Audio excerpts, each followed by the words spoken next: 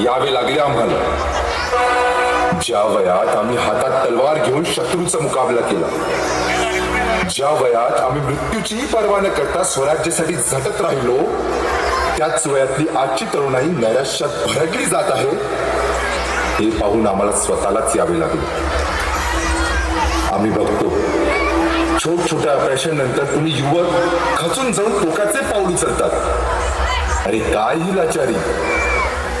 बिकट परिस्थितीला सामोरे जाण्यापेक्षा तिला घाबरून असली हाराकिरी स्वीकारणे जमतेच कसं काय तुम्हाला? हे शिकलात का तुम्ही शिवछत्रपतींच्या जीवनातून? हीच का ती आबासाहेबांची शिकवण? अरे संघर्ष काय असतो हे कसं समजणार तुम्हाला? स्वतःच्या मुलाचं लग्न असताना देखील त्या सिंहाने तो गड जिंकला.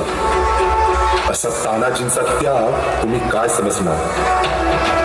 शिवरायांचं सोंग करायला मिळतंय म्हणून हसत हसत मृत्यू स्वीकारणारे शिवा काशी काय रे समजणार तुम्हाला?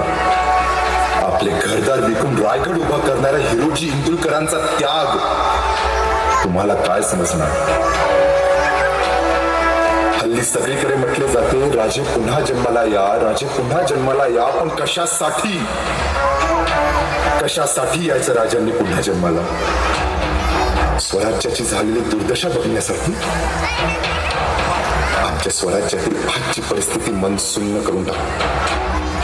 काय करतोय आजचा युवक? स्वराज्याच्या इतिहासाचा आजच्या पिढीला विसर पडला आहे. या हिंदवी स्वराज्याची ओळख असलेले आमचे गड किल्ले आज काय अवस्था झाली आहे त्यांची?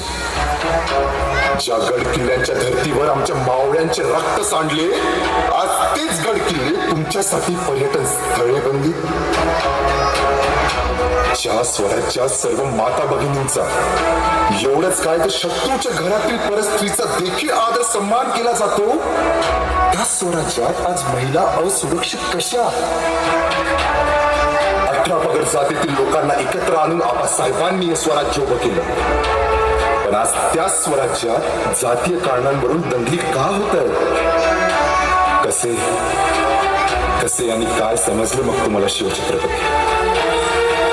आज आमच्या आबासाहेबांच्या जयंतीवेळी मोठा उत्साह दिसून येतो, चांगली गोष्ट आहे. पण फक्त जयंती पुण्यतिथी निमित्तच वीर पुरुषांची आठवण येणे ही खरी तर शोकांतिकाच म्हणावी. आबासाहेबांचे विचार काय, त्यांची शिकवण काय, आमच्या जीवनातून संघर्ष कसा करायचा, परिस्थितीवर मात कशी करायची, हे जर आजच्या तरुणांनी समजून घेतले तर आम्हाला जास्त आनंद होईल. मोठमोठ्याने महाराज महाराज घोषणा देण्यापेक्षा तुमच्या ओठांवरील महाराज महाराज हे शब्द जरा तुमच्या डोक्यापर्यंत गेले तर स्वराज्याचे सुराज्यात रूपांतर होण्यास वेळ लागणार नाही. आज आम्ही बघतो आपलीच माणसे आपल्याच माणसांना प्रगतीपासून रोखतात. एकमेकांचे पाय ओढण्यापेक्षा एकमेकास सहाय्य करू अवघे धरू सुपंत, या तुकोबांच्या वचनानुसार सर्व मिळून विकसित होत राहा. अपयशामुळे खचून न जाता त्यावर मात करायला शिका. अन्यायाच्या काळोखाला मधोमध चिरून आशेचा एक केसरी किरण रयतेला दाखवणाऱ्या शिवरायांचा विचार समजून घ्या, तो आचरणात आणण्याचा प्रयत्न करा. संकट तर येतच राहतील, अनाजी रूपी कारस्थानं होतच राहतील, औरंग्या रूपी असुरांची आक्रमण देखील होतच राहतील, याला त्या मार्गाने विषप्रयोग होतच राहतील. या सर्वांना उभं चिरण्यासाठी शिवछत्रपतींचे चरित्र तुमच्या रक्तात उसळू द्या. होऊ द्या तुमच्या विचारांचेच भाले, होऊ द्या तुमच्या छातीचीच ढाल, आणि तळपू दे शिवप्रभूंच्या विचारांची तलवार, आणि जात चालून संकटांवर. स्वराज्य जागवा, स्वराज्य जगा. येणाऱ्या प्रत्येक संकटांवर अडीअडचणींच्या छातड्यावर आपला हा भगवा डौलाने फडकवत ठेवा, आणि घुमू द्या सह्याद्रीच्या कडे कपाऱ्यातून एकच आवाज, हरा